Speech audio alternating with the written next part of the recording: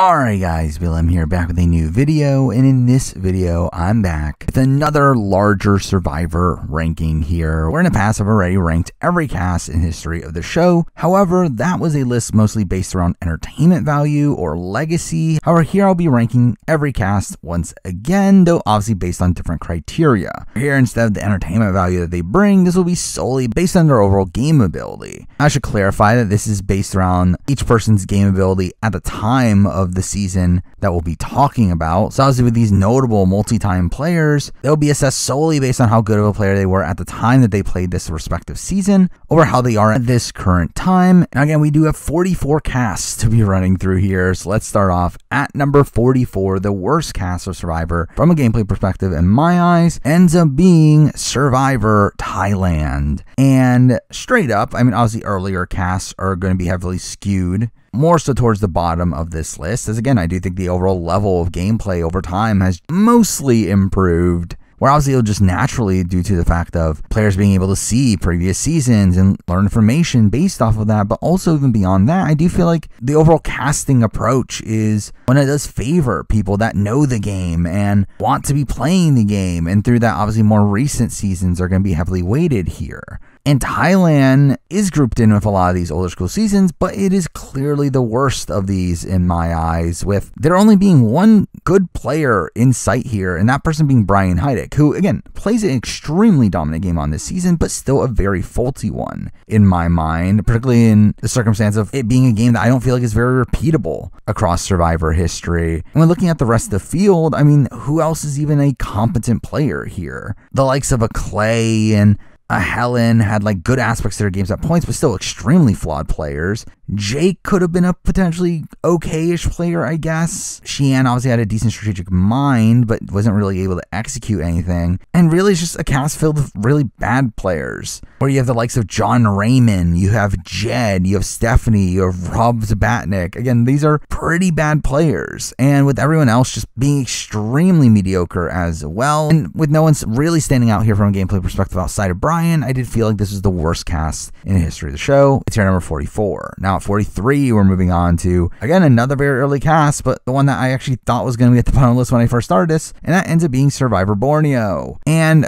again, it's kind of a similar case, where really the only players here that played somewhat decently on this season in my mind are Tatagi 4, with obviously Hatch being the winner and someone that was playing on kind of a different level than most other players, especially when thinking about the game strategically. He's obviously a standout here, but beyond that, you have like Kelly and Sue, who were creating alliances before Richard was even doing so, and that's something to be credited there. Rudy obviously came extremely close to a win, so again, those four kind of stand out here, but outside of that, obviously everyone else is just really primitive in the way that they tried to play the game, where obviously the concept of alliances was demonized on this season. However, at least they recognized the fact that they could make alliances, and that was a genuine way to play the game. It was just a way of playing the game that they didn't respect. And really, when looking at the field here, I think most of the players on this season are not actually that terrible, where you do have someone like a BB, who is a really bad player. You have someone like a Sean, who, considering he makes it as far as he does, is a pretty bad player. Like a Dirk is a pretty non-factor, but like every other player here has like some level of merit to them, to where that's the reason why I have them above the cast of Thailand, considering, again, I feel like with Thailand, there's simply just Brian Heidik and everyone else is pretty bad. While this is a cast, again, there's at least Rich, there's at least Kelly and Sue who played decently on this season, and then there's no one like that terrible outside of BB. So because that, for me, it's a bit higher here at 43.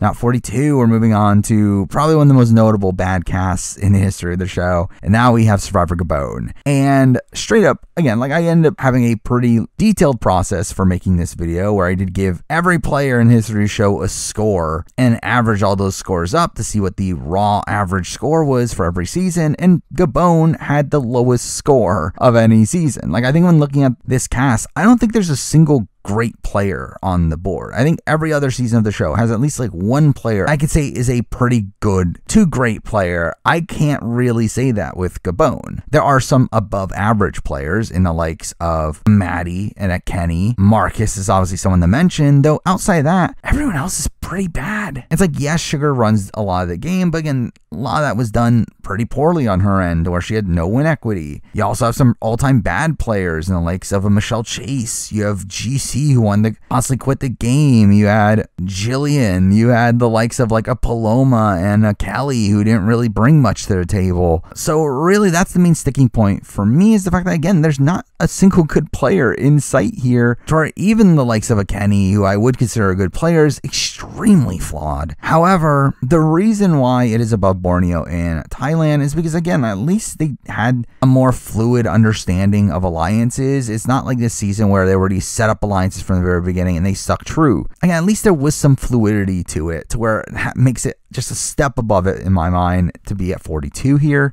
Number 41, another middle school season of Survivor, one I also feel like has a pretty bad all-around cast, and that cast is Survivor Guatemala. And Guatemala is one that I just, once again, really struggle with coming up with a truly great player outside of Rafe. I do think Rafe is a very solid player on this season, but again, still one deeply flawed. Danny Boatwright is kind of a weird player to assess, largely due to her beating the radar. You have Stephanie LaGrossa, who, despite being runner-up and having a decent amount of control at points, she constantly makes the wrong decision. And then outside that, it's like, I mean, you do have like a Gary Hogaboom, who I think is probably a better player than history remembers him as, but outside that, it's just a lackluster field where there's not another single decent player in sight. I do think Brandon could have potentially been one, but obviously gets taken out right away at the merge, and everyone else is just kind of lackluster. And you still have these pretty big non-factors like a Morgan, a Brianna, a Brooke, a Blake Towsley, again, all these like kind of mundane players there. A Jamie makes it really far and is a pretty bad player. So I just feel like as a whole, still a lackluster field, but again, I think having the likes of a Rafe, a Danny, and a Steph is still better than Gabon. So because that's here at number 41. Number 40, we're moving back to old school Survivor, and here we're moving on to Survivor Africa. Now, Africa's a bit of a weird one to assess as well, in the fact that as we have Lex, who I think is a very solid player, especially at the time. You do have the likes of Ethan and Big Tom, who also had a good chunk of win potential by the very end. I think you have T-Bird, a player that was ahead of her time. However, this is also a cast filled with some pretty bad players. I mean, you have the likes of a Carl, you have the likes of a Linda Spencer, you have Frank, you have Brandon, you even have the likes of Silas and Lindsay, who despite them gaining control in the pre-merge, they just run their tribe really terribly. And really just most of the other players here just come off as pretty below average. And again, at the end of the day, it is also an old school season of the show. And while there was some fluidity in the game here, I feel like a lot of that came from more emotional gameplay than it was actively strategic gameplay. Whether it was Lex being burned by him thinking that Kelly voted for him, or Brandon flipping because obviously he didn't agree with Frank's political opinions. And it's like, it just feels like even the fluidity that was there was not really done because of game reasons, and because that, for me, I do have Africa towards the bottom of the list here at 40. Number 39, moving on to a cast that I'm surprised is actually this high, and that is Survivor the Australian Outback. Obviously another old school season, but one that, again, I think at least has two really solid players in Tina and Colby. I think Tina plays a pretty forward-thinking game at the time. Mind you, I do think a lot of it is based on her being genuine about wanting the good people to win the game, though I do think her utilization of that concept is something that was a bit ahead of her time. Also, just in general, this was a season that directly took the concept of alliances that was shunned in Survivor Borneo and really took that to another extreme, really elevating upon the strategy of that, with this being the first season to properly have these warring alliances. Now, again, I think at the end of the day, most of this cast is pretty lackluster. I don't feel like many of these players were that great of players, though. And at the time, I think Jeff Farner was a pretty solid player. Maybe you could argue Alicia as well. You have Roger, who is potentially a pretty good player, who probably would have been a very decent spot to win the game had Scoop and not got medevaced. And again, like, there are some good players here and there. Again, there's still some bad players like Kel and Deb Eaton, but I think as a whole, again, I think it's a pretty average cast for the most part, especially for the time. But you do have Tina and Colby boosting up a little bit to be here at number 39. Now number 38, moving on to some more middle school seasons of the show. Going back to a season that doesn't have a truly great player in sight, and that is Survivor Nicaragua. And I consider putting Nicaragua lower. Again, there was definitely an argument of Nicaragua being with the Guatemalas and the Gabones. However, I do feel like the overall level of gameplay was a bit higher on this season, despite the fact that not many people play particularly well, and most of the players with a lot of potential get taken out before the end. However, in comparison to Gabon, where I genuinely don't think there's a great player in sight there, and Guatemala, which didn't really have a particularly high level of gameplay, I feel like at least people were trying to play the game of Nicaragua, where especially from the LaFleur tribe, I do feel like there's a lot of gameplay going on there. I do think Chase Rice is the only pretty good player on the board here. But then you still have the likes of a Holly and a Sash, who are competent players in their own right. Obviously, Fabio has like some acumen to his game. Yeah, Marty, Brenda, I think they have some potential in the game. But really outside that, again, it's a lot of just kind of average players. There are some pretty bad players as well, with Shannon Elkins and Wendy Jo both being on this season. But I do think the rest feels just kind of okay. It's very much a middle of the road cast. The one that is probably below what it should have been considering its placement in Survivor history. Again, for being the season after Heroes vs. Villains, obviously I do feel like the level of gameplay here was pretty low. However, I think in the grand scheme of things, it's at least above a lot of these more older school seasons, and because that's here number 38. Now number 37, moving on to a very similar season, though I think there's one particular player that really bolsters this one, and that season is Survivor One World. And again, straight up, Kim Spradlin really jumped this season up a bit, where Kim Spradlin is debatably the best player to ever play Survivor, and because of that, I feel like it bolstered this season above the likes of a Gabon, of a Guatemala, of a Nicaragua, and that is why it's here. We're really outside of Kim Spradlin. Again, I think Sabrina and Chelsea are both competent players, but really the rest of the board is pretty bad. You have a decent amount of pretty bad players, even ones that make it extremely far. Nick Christina, Tarzan's pretty bad. I mean, Leaf is a pretty big non-entity. Michael Jefferson's pretty bad. Also have Nina. You have Courtney Moon, who really didn't get to see any potential there, though I don't think there was any potential. Matt Quinlan plays pretty poorly. Bill Posley, and it is a really bad cast. I think this is pretty notably one of the worst casts in history of the show from a gameplay perspective. However, I do think the pure impressiveness of Kim Spradlin, and again, the fact that I think the people that she gets to the end with in Christina and Sabrina are both pretty solid players in their own right. I think that's what kind of elevates this one enough to not be towards the very, very bottom, and it's here number 37. Now, number 36, we're moving on to a cast that has a very similar issue. I think there are two pretty good players on this cast, however the rest of the field is pretty bad, and that is Survivor Fiji, where obviously this has Earl Cole, who plays one of the best winning games in the history of the show. You have Yao Man, who plays a very solid game on this season, one where he probably wins against anybody but Earl. But the question is, who outside that's even that good of a player? I mean, I think Alex is someone that is probably underrated in the history of Survivor. He's probably like an all-right player. But outside that, again, it is a pretty bad field here. I mean, but outside that, it is a pretty bad field here. Now, I think outside of someone like Elise, I don't think there's a truly like all-time worst player on the board here, which is kind of what keeps it this high. Is I don't feel like there's a lot of these people that I would typically have like towards the top of my worst players of all time list. However, a lot of the field here is just pretty mediocre. A lot of them obviously didn't know the game. They were all recruited outside of Gary, who obviously gets medevac, so there's not really that much to say there.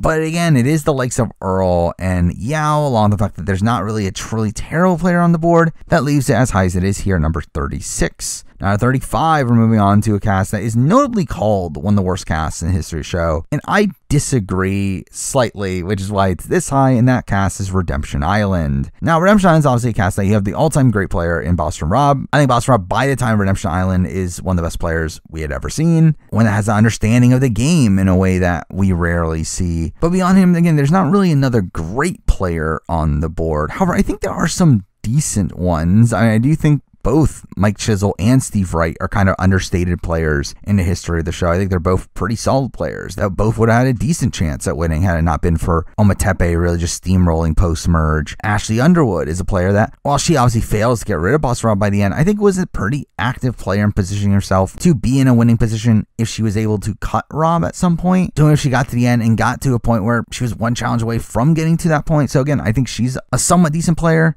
Now, obviously, again, you still have the Phillips, you still have the Nallys, these people that made it very far, that had no chance of winning. And then you have people like a Ralph, people like a Julie, who are not the most game savvy in the world. Earlier on, you obviously have like Krista Klump, you have Matt Elrod. Like, again, there's some pretty bad players here and there, but I don't feel like this cast is nearly as bad as people say. And in comparison to the cast that we've just talked about, where like in comparison to something like a One World, like obviously Kim and Rob are pretty comparable people. But when we're looking outside that, I do think there are generally more like decent players on Redemption Island than are One World. It's just that those players were on the other side of the numbers at the merge, and through that, they didn't really get to demonstrate all of their potential. But again, I do think this is a somewhat decent cast considering its bad reputation, and because that for me, it's here at number 35. Now, number 34, we're moving on to a bit earlier on in Survivor history, and here we have Survivor Palau. And Palau's an interesting one here in the fact that obviously we have an all-time great player in Tom Westman. We have a pretty solid player in Ian. And I think there's some underrated players in the likes of a Jen, in the likes of a Greg. Even Katie's not necessarily the worst player in the world. However, after that, again, it does get a bit rough. And to me, it's kind of just like a little step above the likes of a Redemption Island and the other season we just talked about, where for those seasons, there's like one or two pretty great players, but the rest are pretty mediocre. This is kind of in that light, though I do think the average is probably slightly higher because of the likes of a Greg and a Jen. But even then, I mean, there are some pretty bad players on the board here. Again, Janu simply didn't want to be there and would not have made it nearly as far as she did had it not been for Karor winning as many challenges as they did. You have the pretty forgettable figures in like a Jeff, a Kim Mullen, a Ashley Ashby. Willard seemed to be a pretty bad player. You have Karen. Again, there are some pretty bad players on the board here. But again, I do feel like it is Tom and Ian that really elevate the field, along with the fact that there's probably more like kind of decent players on the board that leave it high enough here to be at number 34. Number 33, we're moving on to a cast that I've been very open in the fact that I don't think this cast is nearly as strong as people say, where I think the reason why this cast is remembered as fondly as it is because obviously the returnees that come from it. However, I think how they were on the season itself is kind of on the weaker side of things, and that cast is Survivor at Cook Islands. Now, again, from Cook Islands, I think Yul is a great player. I think he is, I would consider a great player on the board here. Obviously, Ozzy has this really historic run here and comes extremely close to winning. So again, I got to give him kudos on that. But outside that, I do feel like the rest of the field is kind of lackluster. I mean, you got Becky, who is kind of the second command to Yul, was making decisions alongside him, but again, was making decisions to help him, but again, not entirely bad player. Parvati is someone that demonstrates some potential on this season. Obviously, she was kind of close to winning the game, had the bottle twist not happen, the white people got the majority at the merge, to where if she got to the end against Adam and Candace, I do think she probably ends up winning that. But again, I don't know how much of that was due to her active work in the game. Penner, someone that clearly understood the game, clearly had this decent strategic mind, though didn't properly execute on that. But again, I'll give him at least some credit for that. But outside that, again, you got some pretty bad players early on, Sekou, Billy Garcia in particular. And really the rest of the field is just kind of lackluster. A lot of them just don't know the game that well. Again, it was a very recruit-heavy season. A lot of them didn't get to demonstrate that much game ability. But again, it is the likes of a Yul, an Ozzy, even a Becky and a Parvati that elevate this cast enough to be here at number 33. Number 32, we're moving on to a cast that I expected to be much higher on this list. I feel like when people talk about the season, it is usually assessed pretty high because of its cast. And again, I would agree with that from an entertainment standpoint. However, I think from a game standpoint, it doesn't quite match that, and that cast is Survivor China. And for me, Survivor China obviously has the great player in Todd. Again, all-time great player there. You have Amanda, who even at this time is a pretty solid player. But really, I feel like the rest of the field is just kind of bad. Where, who's the next best player on the board here? Is it, I guess, PG? Like, I really do feel like the rest of the field is kind of mediocre. Where, again, you have Courtney, who I don't think played particularly well, even though she's come close-ish to potentially winning. James obviously didn't play particularly well. Denise, I don't feel like played particularly well. And all of them, despite making it pretty far into the game, I think you got the likes of John Robert, who's a really bad player. Dave Cruiser's on this season. Chicken, Ashley Mazzaro, all these players really bad. Again, I feel like this is a cast, again, like Todd and Amanda are really good, but the rest of the field is just kind of bad. So because for me, it's kind of tough to put it much higher here than 32. Number 31, we're moving on to a cast that I did struggle where exactly to land this one. But at number 31, I do have Survivor Samoa. And a lot of the struggle here comes from the fact that I think the best player this season is Russell Hantz. However, Russell Hantz is obviously a deeply flawed player. And while I do think he plays an extremely impressive game on this season, it's one that he still ends up losing, and a lot of that does stem from his own actions. When we're looking beyond Russell, I mean, there are some decent players on the board here. Again, I think Natalie White deserves some credit for how actively she picked Russell to be the one to latch on to. You got Brett, who, despite him being invisible, again, came extremely close to winning and would have also been in a very good spot to potentially win had Galoo stuck together. You have someone like a Jason who clearly understood the game and had decent game sense, but also just got exhausted from the conditions. But again, there was a point where he seemed to be playing pretty well. Laura Moret seemed to be a pretty competent player on this season as well. Dave Ball is a pretty competent player. Like, there are some decent players here and there, but again, along with that, you have some all-time bad players. You have Ben Browning on this season. You have Mike Barassi, who isn't necessarily like an all-time bad player, but he's also one that I don't see any potential for Mike Barassi on any season. Yasmin also is kind of a bad player. So again, it kind of evens it out here. However, I do feel like there's probably more like good-ish players on this season in comparison to the last few we've talked about, even though I do think the best player on the season is probably not as good as the last few seasons we talked about. I do feel like that aspect of it's good enough to land it above them at 31. Now, number 30, we're moving on to a cast just like the ones we just talked about, though I think has less really bad players, and that cast is Survivor South Pacific. And South Pacific's a cast that, again, either you got Coach, you got Sophie, both of which played very strong games on this season. Beyond that, again, you have Albert, who I think is a decent-ish player, the one that's obviously fatally flawed. You have someone like a Jim Rice, who I think had a lot of potential. But really outside that, again, it is a mostly average field. However, it's a field that doesn't have that many actually terrible players. Like, I would qualify Semhar as probably a terrible player. I think you can debate it with the likes of like a Christine and a Stacy, even people like a Rick, despite the fact he makes it very far and comes relatively close to winning if he had gotten to the very end. But again, I don't think there's like a truly terrible player on the board in comparison to the last few seasons we talked about. Well, you do still have the likes of Coach and Sophie here. That does elevate this cast to be here at number 30. Now, number 29, we're moving on to another cast, similar vein, not a single truly terrible player on the board, while having a couple of pretty solid ones, and that is Survivor Panama. And obviously, I feel like the best player from this season is Suri. I feel like Suri was a very innovative player, one that was playing a bit ahead of everyone else. And then you have someone like an Aris who, while I've been very mixed on his winning game, I do think he has always been a pretty solid all-around player. Daniel DiLorenzo is kind of in a similar light, though a little bit less so. Terry Dietz, obviously, despite the fact that he has many failings in most aspects of the game, again, he does come very close to winning the game. And it's probably just, in general, one of the best comp competitors in the history of the show. I also feel like Austin Carty is probably an underrated player in the grand scheme of the show, where had Lamina come into the merge with numbers, I do feel like he would have been a very likely winner.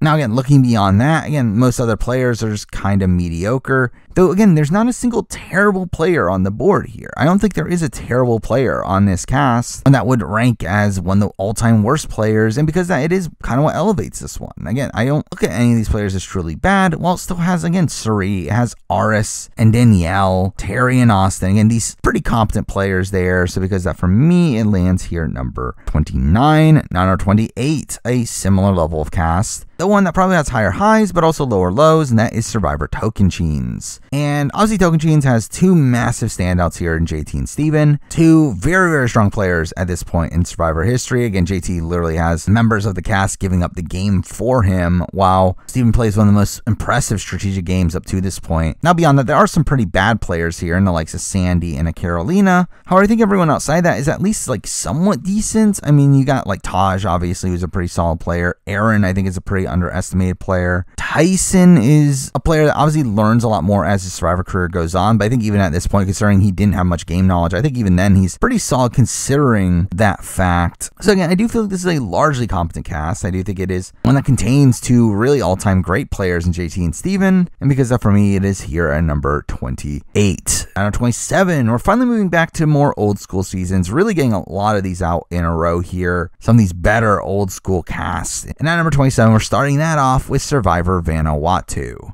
Now, Vanuatu is kind of a weird cast here, where I actually think the final 7 of this season are all pretty good, or I think they're all like solid-ish players in their own right. Again, the likes of Eliza and Amy, Leanne, Julie all have very strong aspects to their games. The likes of Twyla and Scout also were impressive at points. And you obviously got Chris, who I think played a very impressive game on this season. So this is kind of a step up from a lot of the casts we talked about so far, where there are a decent chunk of really good players there. The problem is I think the average is heavily weighed down by a lot of the pre-mergers, where I do think there's a lot of mediocre players that were booted earlier on. The likes of a Dolly and a Mia didn't play particularly well. A lot of those bro-y guys were kind of non-factors. Even someone like Elisa Kiefer was not a particularly great player. Rory, despite how much I love him as a character, is not a particularly good player. So again, it is still a mixed bag of a cast here, though I do think the people that didn't make it far in this season were all pretty solid players in their own right, and that's kind of what elevates this cast to be here at number 27.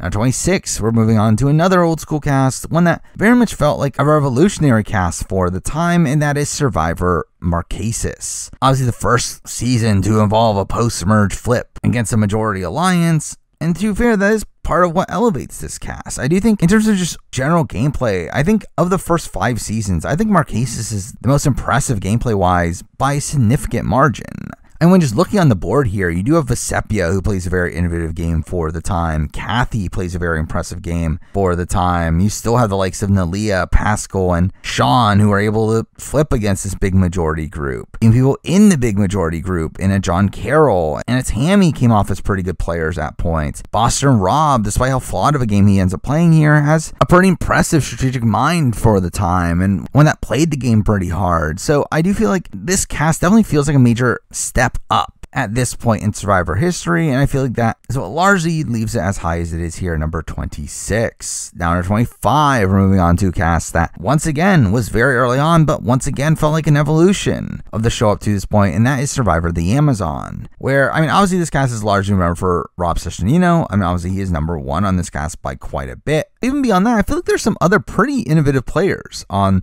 this cast. You have someone like Adina, who, despite her making a fatal mistake in her boot round, was actually pretty solidly positioned for a lot of it and played a very forward-thinking game. So someone like an Alex, who I felt like was playing a pretty good game for most of the season. Heidi, I think, is a very underestimated player, one that was pretty cutthroat in the game. Even Jenna played a decent game for a decent chunk of it. Matthew, despite his flaws, like had points where he was playing somewhat well. Again, it is players like that that do keep this cast relatively high, as again, I do think it's also a cast that has some pretty big duds. I mean, you got Roger, you got Shauna, who really didn't want to be there, you got likes of Joanna, you have Orion Aiken, you have a Janet. Again, there are some pretty bad players on the board here. Yeah, I feel like there's also some pretty good ones, especially for the time. And for me, that's good enough to put it here at 25. Now, number 24, we're moving on to a cast that, again, just felt like a step above Survivor the Amazon, and that is Survivor Pearl Islands. Obviously, a very next season, a season that had people looking at the strategy that was utilized in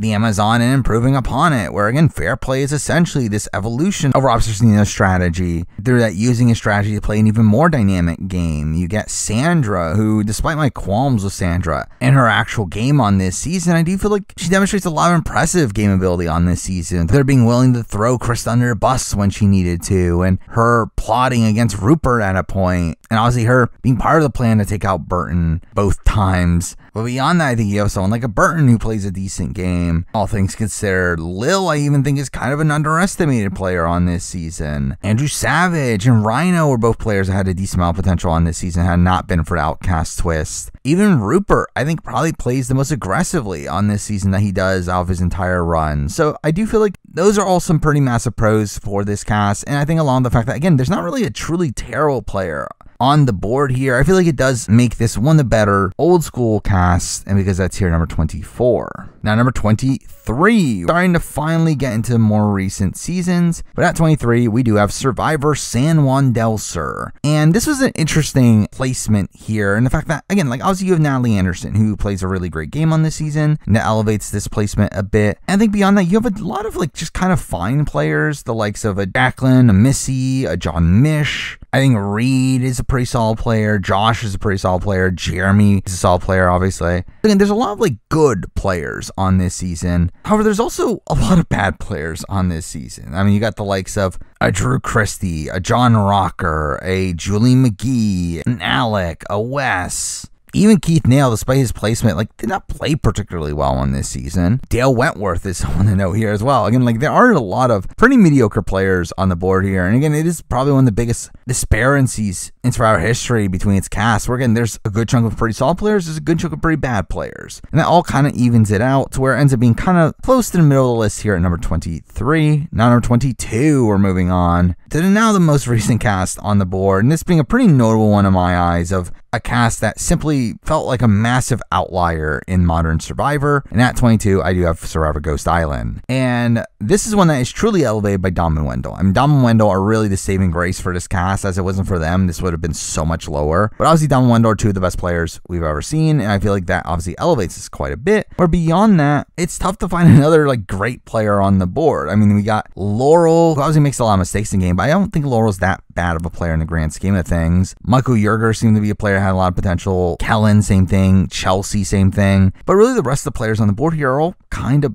mediocre. Now, again, there's not like that many like truly terrible players on the board outside of like a Jacob Derwin. And even a lot of the earlier boots are players that I think have potential. Again, the likes of Gonzalez, the likes of a Morgan, a Brendan Shapiro, a James Lim, a Stephanie Johnson. Like there are some pretty solid players on the board there. But again, you still also got your Jennas, your Sebastians, your Angelas, who are all pretty bad players. And again, like it mostly evens itself out. But I do think it is Dom and Wendell being on this cast that does elevate it above San Juan del Sur, where I think on that cast you really only have Natalie as a truly great player. However, this season has two, and because of that, for me, it is here at number 22. Number 21, we're moving on to a cast I actually debated putting lower here, as this is a cast that I look at as a pretty strong cast. However, when looking at it individually, a person by person, it doesn't seem too great. Where I don't think there is a truly elite player on the board here. However, there is one like very good player, and then a lot of kind of just average players, and this cast is Survivor Philippines, where again, like I do think Malcolm is probably the best player on the board here, but even then, still pretty flawed. Then after that, you got like the likes of Denise, Lisa Welchel. Pete wasn't the worst player in the world. Penner plays a decent game on this season. Like there definitely were players that had a lot of potential on the season. Again, there weren't that many like truly bad players. You got Zane Knight, obviously, and beyond that, you can argue the likes of like a Roxy or an Angie or a Dawson. But again, like I don't think this is that bad of a cast. I feel like there are a decent amount of players that coming into the merge that were playing the game pretty hard. And maybe not playing the most optimal strategy, but I feel like at least they're playing pretty hard, and that kind of elevates it to me. Now again, like purely based on the numbers, this probably should be lower on the list. However, I do feel like based on my personal feeling of this cast, it does feel like a more solid strategic cast than the last couple we talked about, and because that is here at number 21. Now, number 20, you're moving on to a cast that kind of falls into the same issue that probably has more like decent-ish players on the board, and that is Survivor Worlds Apart, where again, it's another one of these casts that I don't think there's a truly great player on the board. However, you do have Mike Holloway, you do have Rodney, who both have a lot of game acumen there. You have Carolyn, who's a pretty solid player. Sierra Dawn Thomas actually ended up being a pretty solid player as well. Tyler is a pretty decent player. Even beyond that, I feel like Jen and Haley both had potential. Even Joe, like despite the fact that obviously he has his reputation that he has nowadays, I feel like at the point of Worlds Apart, Joe actually came off as a pretty decent player, but just one that would always have this massive target on his back. So yeah, I think there's a decent amount of like pretty solid players. And outside like Nina, who obviously has disadvantages inherently, I don't think there is like a truly terrible player, or even the likes of like a Vince Sly, who you would think of as a really bad player, like almost organize a 3-2-1 and kind of gets taken out in a very fluky way. I mean, I guess you could argue like Lindsay, but even then she had like Sierra as a very close ally. But yeah, I think this is mostly a pretty average cast in my mind. This is probably for the most part a pretty baseline cast. But I think there's enough decent players on the board here to leave it here at number 20. Number 19, we're moving on to a cast that is in a similar light, but at least has one truly elite player in my mind, and that cast is Survivor Island of the Idols. And again, this cast for the most part is just kind of fine. I don't think there's a truly bad player on the board here. Also still having Tommy, who again, I still stand by is one of the best players in the history of the show. I think beyond that, you have Lauren Ashley Beck, who is a very solid player. I think someone like Dean played a somewhat solid game. Janet obviously had a decent amount of win equity by the end. I think Missy and Aaron, again, didn't play the best games in the world, but at least they were very strategically active players. Kelly Kim was obviously a very innovative player as well. So I think there's a decent chunk of well above average players on the board, and there's no one that, again, truly descends into the all-time worst category either. We're looking at the worst players on the board here. You got Ronnie Bardahl, who is probably one of the first boots that probably did the least wrong. You have Vince, who, again, isn't great, but like still not all-time worst material. So again, I feel like this is a cast that is actually kind of decent, and because of that, for me, it's here number 19. Now, number 18, moving on to a cast that is very conflicting, as I very much consider putting this much lower on the list, as I feel like this cast does have some pretty low lows, though at the end of the day, it still ends up being 18 here, and that is Survivor Caramoan. Obviously a fan versus favorite season, which I think on paper you would think would knock it down a bit, considering usually the fans on fan versus favorite seasons are not particularly strong. However, I think it's the fact that the favorites are there that really elevates it, where while these are not the greatest favorites in the world, I mean, we got Brandon Nance, we got Philip and Francesca, we got even a Corinne. Like, I don't think any of those players are particularly great, though, again, to be fair to Philip, I think he played a better game than you would have expected him to on this season. And beyond that, I think both Cochran and Don played pretty solid games on this season. You have some other pretty, like, solid players here in the likes of a Malcolm and Andrea. Michael Snow and Matt Bischoff were two of the bigger players from the fan side of things. Sherry had a solid first half of her game. And even then, you had people playing hard, particularly towards the back half of the game, where, again, it's a very fluid game at the very end. So there's at least some credit to give there, though, again, I think it is the fact that some of the fans are particularly weak here, in the likes of a Hope and a Shamar, an Allie, Julia, and there are some pretty lackluster players on the board here, along with the fact that some of the favorites were not particularly strong either, though I feel like it's still good enough here to land it here, number 18. Now, number 17, we're moving on to our first fully all-star season on the board here, and at 17 we do have Survivor All-Stars, which is a very tough season to assess here, in the fact that obviously it is a cast of all-stars, all players that have proven themselves on previous seasons. However, it's also a season that not a lot of these people actually played particularly well, or played that hard at all, where obviously it's really just Boston Rob who seemed to be willing to go against these like pre-made deals, and Dudette played a very aggressive game, and outside of him, everyone else played mostly passively. I mean, you still have the likes of Amber, Jenna, Rupert, obviously made it very far in this very core majority alliance. Big Tom is someone that, while he blows it up for himself at the very end, I do feel like there would have been some potential win equity had he gotten there, and still got to the final five. I mean, you got Lex and Kathy, who are completely running their tribes pre-merge, and while they make a very massive mistake in keeping Amber around, again, there's still some decent acumen there. Even Ethan, I thought, came off as relatively impressive on this season, having to play from the bottom for a lot of it. And again, there's not like a truly bad player in sight here. Again, it's still an all-star season of a lot of big names here.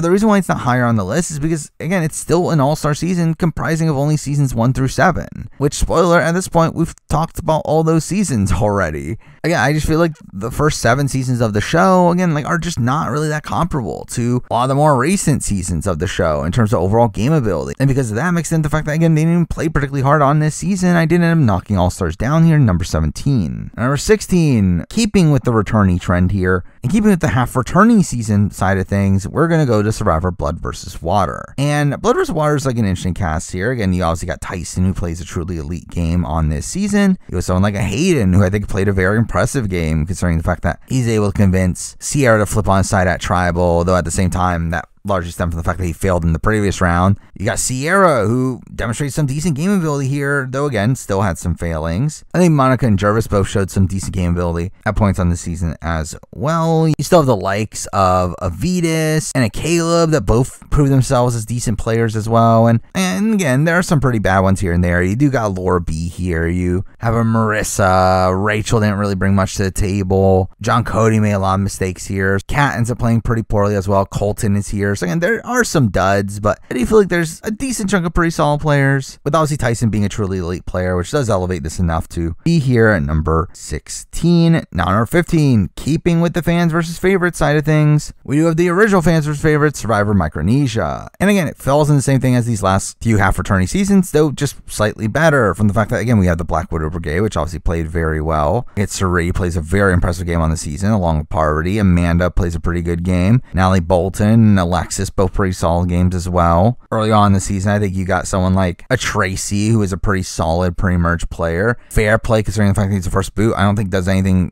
actively wrong, outside of getting his face smashed in by Danny Bonaducci. Now again, there are still some really bad players, like a Jason Siska, you have a Kathy, you have a Chet, but really a lot of the field here is pretty decent, especially considering the fact that it is a fans' favorite season. I think the fans are probably better than you would at least expect them to be on paper, though at the same time, I mean, someone like a Joel and Mikey B, despite the fact that they demonstrate like some potential here and there, are pretty mediocre players in the grand scheme of things. But again, still the strength of the Black Widow Brigade definitely elevated this cast quite a bit here. So it's here number 15. Now number 14, I feel like this is going to be a pretty controversial pick, because I feel like this is a season that when people talk about this season, they talk about the high level of gameplay and how crazy the gameplay was. However, I've never seen it that way, where, I mean, yes, there are some very big moves on this season. However, I also feel like most people are playing this season pretty poorly. And at number 14, I do have Survivor Heroes versus Villains. Obviously a returnee season. However, also a returning season where I feel like almost everyone is playing pretty poorly. Where, I mean, like when looking at the board here, obviously you have Harvey, who probably makes the least amount of mistakes on the season, does put off the double idol play, but still someone that is not really able to manage her perception particularly well on this season. You got Russell, who just has some of the worst trading management in history of show on this season, despite completely running a lot of the game. Sandra is someone that kind of wins despite of herself, where her failings in the middle portion of the game is kind of what leads to her winning the game, due to her being able to weaponize that to bolster her jury chances, which again, kudos to her for doing that part of it, but I still think it still required her to actively fail earlier on. Again, you still get some decent play from a Jerry and a Rupert. Rupert probably played one of his better games on this season. JT and Amanda probably would have been in decent spots to win the game had they come into emergent numbers, though obviously that's kind of on their end, particularly JT. And then early on, you have people like a Boston Rob, a Tom Westman, a Sari, who all I don't feel like did that much actively bad on this season and just kind of had unlucky circumstances occur to them. So again, like, I mean, it is a pretty solid feel when you look at it that way. But again, I just feel like the overall level of gameplay on this season is not as high as you would think it would be. And again, considering we're at this point in the list here, I've literally talked about every season that came beforehand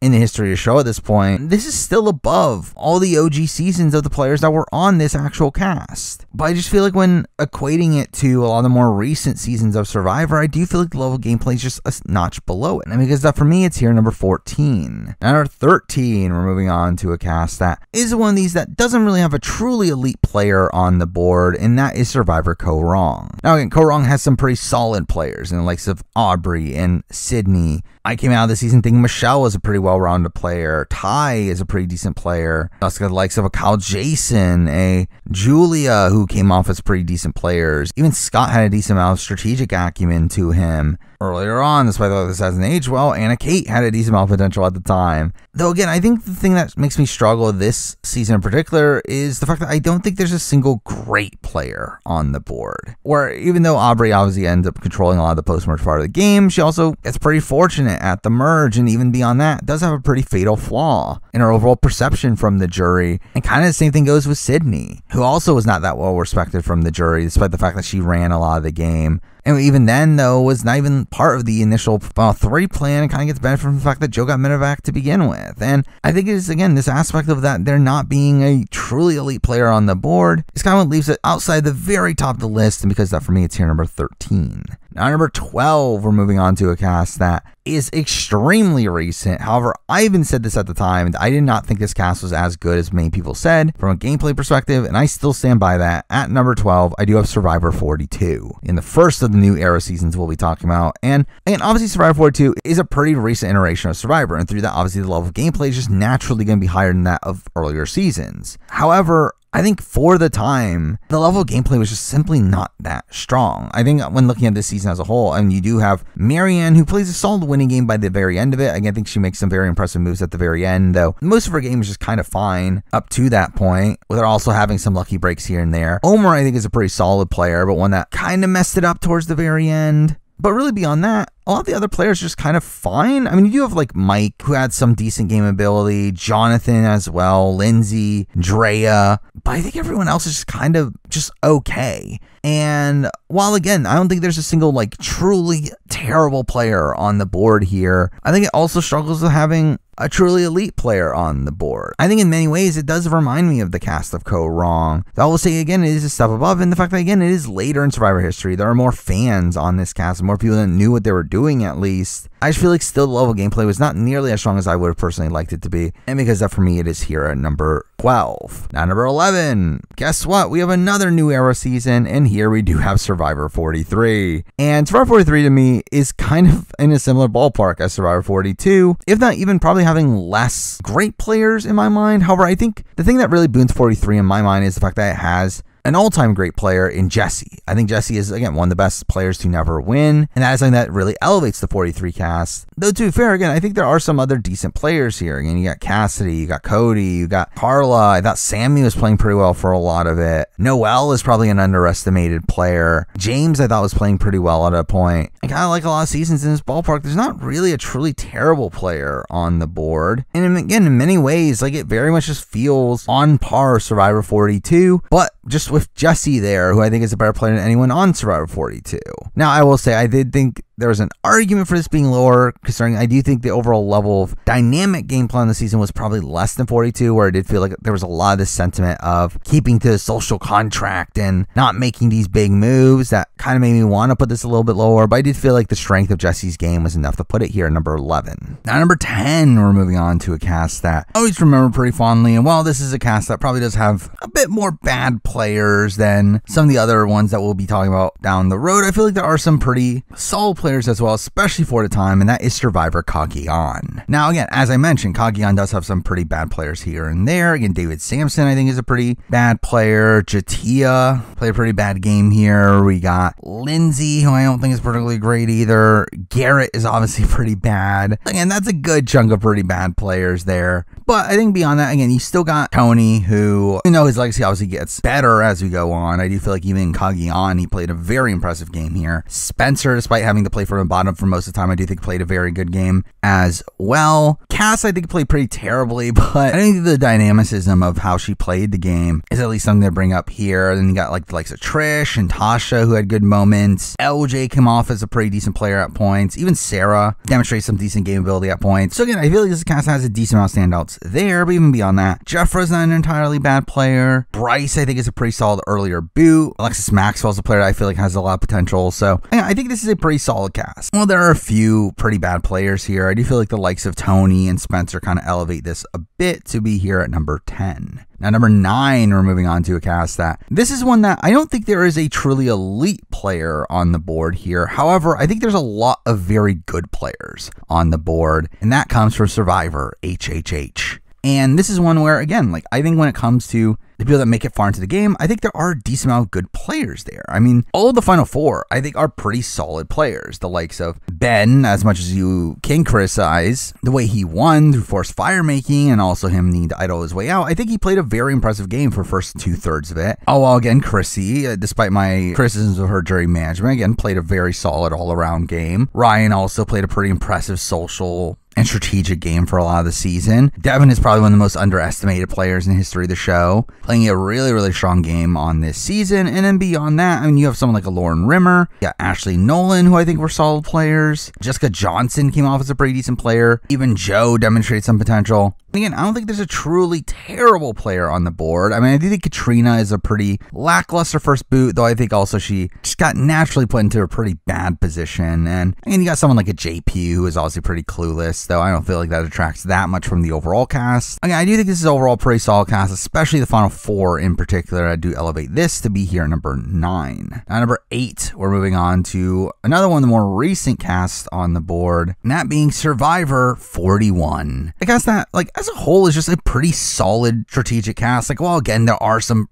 pretty mediocre players at points in the likes of a Brad, a Jeannie, Abraham in particular. I feel like the rest of the field is actually pretty decent. I mean, I think once we get to the merge, everyone there outside of maybe Heather is probably a above average player. And I think it's very much a contrast to Survivor 42 and 43, where again, I feel like for the most part there, while there were a few standouts, a lot of the rest of the cast just came out as just okay. I feel like 41's is one that I think most of these players come off pretty well. Right, I think Erica ends up playing a pretty decent winning game. Ricard ended up playing a pretty solid game. Shan had a lot of control for a lot of the season. Danny and Deshawn both played pretty solid games, even though they make the mistake, obviously, of flipping against Shan. Xander even plays a solid game for what it is, and obviously had a lot of game acumen either way. I thought Evie had a pretty decent game ability. Even Tiffany, I didn't think was the worst player in the world. Looking really early on in the season, I thought someone like Voce didn't do that much wrong either. Like, I thought as a whole, like, again, I think 41 is a pretty solid cast. I think, especially when we're looking at the overall gameplay of the season, how the season played out, I think out of Survivors 41, 42, 43, I think 41 was the one that had the most interesting gameplay by far. There's so many more big strategic maneuvers that were occurring than there were in 42 and 43 in my mind, because that for me is here number 8. Now number 7, we're moving on to a season that really for the next few in a row, we're going to be wrapping up the newbie seasons left on the board here, with all these being pretty recent seasons, all being these very highly strategic seasons. We're starting that off with David versus Goliath, a season that is another one of these where I think post-merge, a lot of the players that make it to the merge are pretty solid. Now pre-merge, I think it's kind of just a ho-hum affair. I don't think there's that many truly great players earlier on, and there is someone like a Jeremy Crawford, who I think is a pretty bad player. But I think once we get to the post-merge, most players there are pretty solid. Now, again, Elizabeth is kind of a mixed bag. I think you got John Hennigan and Dan, who definitely had some game acumen to them. But Alec Marlino was definitely a surprise being a decent player, even though, again, had some questionable strategic decisions at points. Gabby seemed to be playing well for a decent chunk of it. Christian was a very savvy player. Davey was a very impressive player. Even Angelina, despite her dodo-ness at points, I feel like played a pretty fluid game. Allison was relatively close to winning the game. And I do think the final two here in Nick and Mike played both very strong games. I mean, I think Mike plays one of the best non-winning games in the history of the show, having a very impressive end game stretch there, while Nick has a very impressive middle game, or especially like the early merge portion of the game, I think is a really impressive stretch for Nick there. And as a whole, I think Nick is a pretty solid player, even though one that, again, like has some flaws for sure, and the fact that he probably is one that doesn't take adversity particularly well, but at least pushes through it on this season. I think as a whole, again, like I think this is a pretty solid cast. I think both Nick and Mike are pretty great players. And then again, you have the likes of Christian and Davey and Angelina, Alec, Gabby, that are all pretty solid players in their own right. And because of that, for me, it's here number 7. Now number 6, keeping with the 30s of Survivor, is actually the earliest newbie season left on the board, and that comes from Survivor Millennials versus Gen X. And this is a cast that I think about half this cast could have been at the very top of this list. I think this is an extremely game body cast, one that played the game very strategically, and most of them played like decently well. However, I think the issue with this cast is the fact that I think the other half is just kind of lackluster, where I think a lot of the earlier boots on the season, while again, there's no one that's like truly terrible outside maybe like Rachel Aiko and debatably Cece. Like, I feel like most of the earlier boots here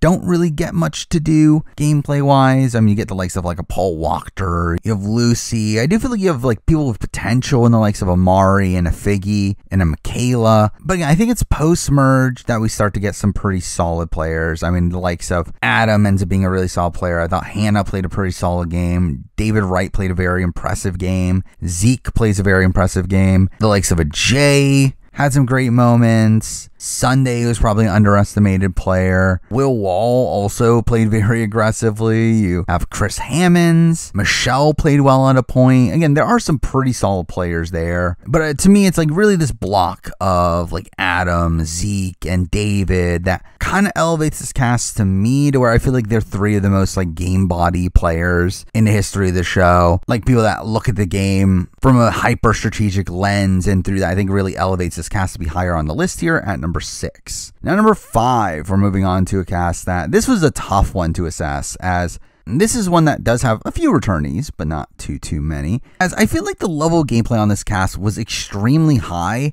However, the format didn't quite allow that level of gameplay to fully be matched. But either way, at number 5, I do have Survivor Edge of Extinction. Now, again, I think the issue with this is that when I think of this season, you obviously think of Chris Underwood. You think of Rick Devens. These 2 players that got voted out and came back into the game, and both players that greatly benefited from a lot of usage of advantages. However, I think when you look beyond that, this is a season filled with big moves. It is a season that almost every single round contained a new group coming together to blindside the next biggest threat on the board.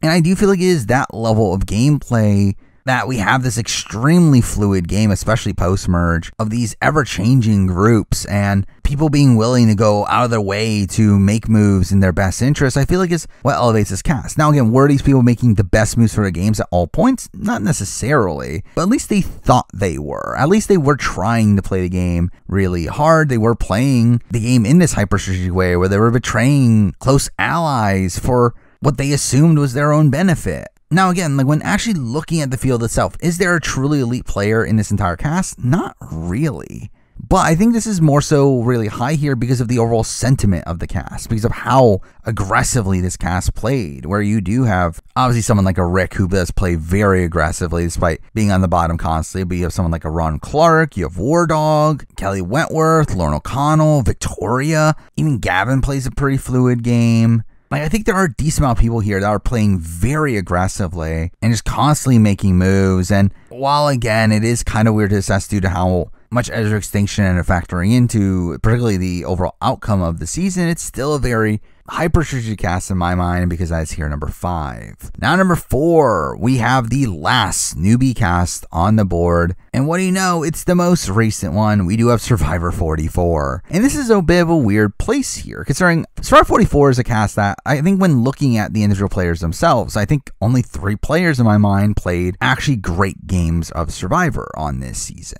That obviously being the Tika 3. However, also when looking at the board, again, I think both Carson and Jam Jam played very, very impressive games. Carolyn played a very strong game in her own right as well. And then when looking beyond that, while the other players don't quite live up to that standard either, I think the rest of the cast is kind of in this Edge of Extinction sort of quality of this cast that is playing extremely aggressively, where we see these constantly shifting dynamics in the post-merge of Danny in particular, again, using his idols, say Franny, take out Brandon, only then to immediately target Franny not too far from then, only for the people that voted with him to vote out Franny to then flip on him the following round. And again, we have a lot of these shifting dynamics there, and even beyond that, we have someone like a Matthew, who was a very innovative player early on, had a lot of interesting ideas that we never got to see fully play out, but we had someone like a Matt who gets pretty screwed over, but seemed to have a decent game for a lot of it as well. You have players who seem to have some potential, and like a Franny, even a Jamie. I thought Kane played decently well. Like, I think overall, again, this is a decent cast on paper already, but then mixing in the fact that, again, I think the Tika 3 in particular are pretty strong, and then also the fact that I think its overall level of dynamic gameplay is on par with that of Edge of Extinction, this constantly fluid game, but with, again, the Tikas playing in the middle in a very impressive way. I do think as a whole, the 44 cast, despite them not seeming as strong when looking at them as individuals, I do feel it comes out of this looking like the best newbie cast on the board from pure gameplay perspective, and because that they are here number 4. Now number 3, and as I said, all that's left are returnee seasons. The question was the order, but at number 3, I did end up going with the cast that I feel like is personally the weakest, not necessarily by the numbers, but more so just from how I perceive this cast, and that is the cast of Survivor Game Changers. Now, I think when looking at how the season played out, this is, again, another season that's kind of on par with the likes of 44, the likes of 38, in this like constantly shifting power structure that 34 in particular had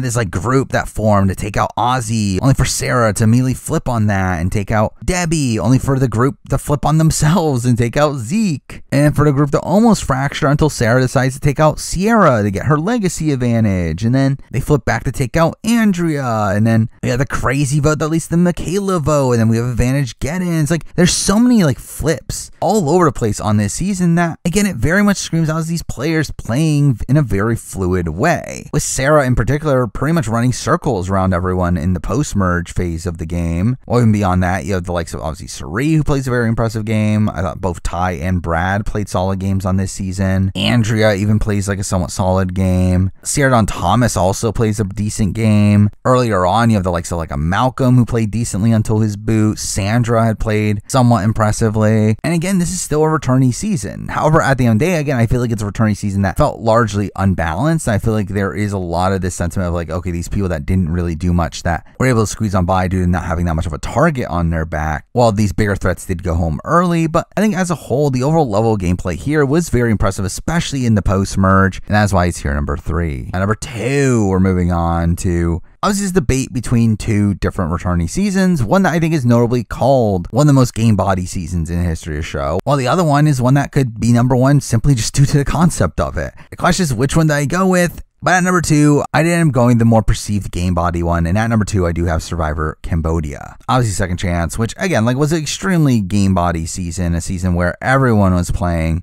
pretty fluidly, where there were a lot of these shifting dynamics in the post-merge, where again, there were the voting blocks that really ran the game. And you have someone like a Jeremy playing extremely well across this season. You have both Spencer and Tasha, who played pretty well to get to the end. You had Kelly Wentworth, who, and despite being on the bottom for a lot of it, played a pretty decent game from the bottom. You have someone like a Kimmy Kappenberg, who I thought played a pretty decent game, considering her win equity and also her attempt to flip the game at the final 6. I thought Steven, despite his really rocky way of going home, I thought had a decent game in him as well. Sierra had some decent maneuvers through the game. You have Savage, who just constantly got unlucky in the game. And while, again, like, isn't the greatest player in the world, I think there's at least some acumen to Savage's game. And earlier on, you have someone like a Varner, which, again, hasn't aged particularly well, but at the time, I thought he played decently well, considering the fact that he's like the 4th boot of the season. And just overall, again, like, the overall sentiment of this season is the fact that everyone was playing extremely aggressively, playing very hard, trying to play in their best interest. And I feel like when I think of the most game body cast in history of the show, this is definitely what sticks out. So because that, for me, it's here number 2. Now, number 1, the best cast in the history of Survivor, based solely on gameplay, to me ends up being Survivor Winners at War. And this is one that kind of had to be number 1 in my eyes. While if we're looking at the season in terms of the actual season itself and how they played on this season, I think at that point you can argue that something like Cambodia or something like Game Changers or those higher up newbie seasons, they could potentially be higher than Winners at War. As I do feel like there's a bit of stagnation towards the end of the game in Winners at War, and obviously there is this aspect of the edge of extinction that really is the only reason why the end game ends up being as crazy as it is. But still, just the overall caliber of this cast is extremely strong. Obviously, a cast filled with winners, which inherently obviously bolsters the cast as a whole. But even beyond that, we have the likes of a Tony playing one of the best games we've ever seen against what is inherently the strongest cast we've ever seen. We have the likes of Sarah Lestina, who also plays a very impressive game within all this. Sophie plays a very impressive game. Kim Spradlin plays very well, considering the fact that she's on the bottom. I thought Parvati played pretty well, considering the target on her back. Michelle did a decent job at scraping through the bottom. As much as people would like to criticize Nick, I thought Nick played a somewhat decent game. Ben was in the majority for a lot of the game. While he had no real win equity, I thought that was at least something to note here. And again, I don't think anyone on this season plays particularly terribly. Where, I think probably the person who could argue the most is someone like a Danny or even the Sandra, considering she obviously utilizes her idol in a way that completely blows up in her face. But even then, that's not really much of a knock against this season's cast. I feel like this cast just inherently has this higher level gameplay through being all winners, but I also feel like just the general gameplay on this season didn't really detract from that either. Or again, yes, there are other seasons that had more dynamic gameplay than this season, though this is still a strong season even without the concept of winners. And with Tony playing one of the best games we've ever seen, I feel like that is enough to really solidify this as the number 1 cast of all time. Well, that is my cast ranking for Survivor US. Based on how I feel like this cast is as game players. And obviously down the road, I'll continue to do more Survivor rankings here and there, and in more casting videos, what if videos, whatever else I end up making. But for now, that's the video. Thank you for watching.